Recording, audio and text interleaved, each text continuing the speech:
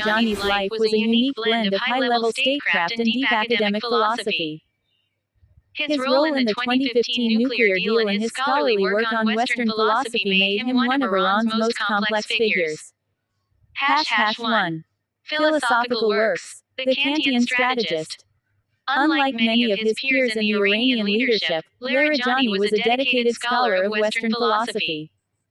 He held a PhD from the University of Tehran and focused heavily on the 18th-century German philosopher Immanuel Kant.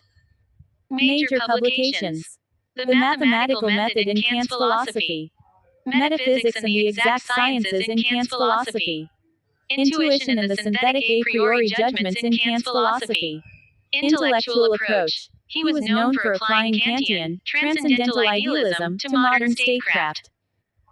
Analysts noted that he used these rigorous frameworks to deconstruct Western claims of universal human rights, reclassifying them as subjective tools used for political hegemony.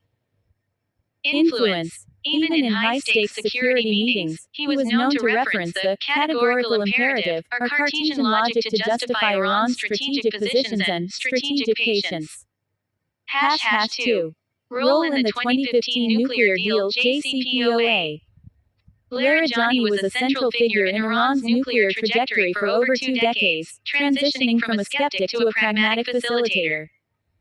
The Negotiator 2005-2007, as the chief nuclear negotiator under President Ahmadinejad, he was famously hardline. He once dismissed European incentives for Iran to stop uranium enrichment as exchanging a pearl for a candy bar. The Bridge Builder 2015. By the time of the Joint Comprehensive Plan of Action JCPOA, in 2015, Larijani was the Speaker of Parliament. While hardliners in the Majlis Parliament tried to block the deal, Larijani used his immense political capital to ensure its passage in a record 20-minute session, arguing it was a necessary, bitter medicine for the country's economy.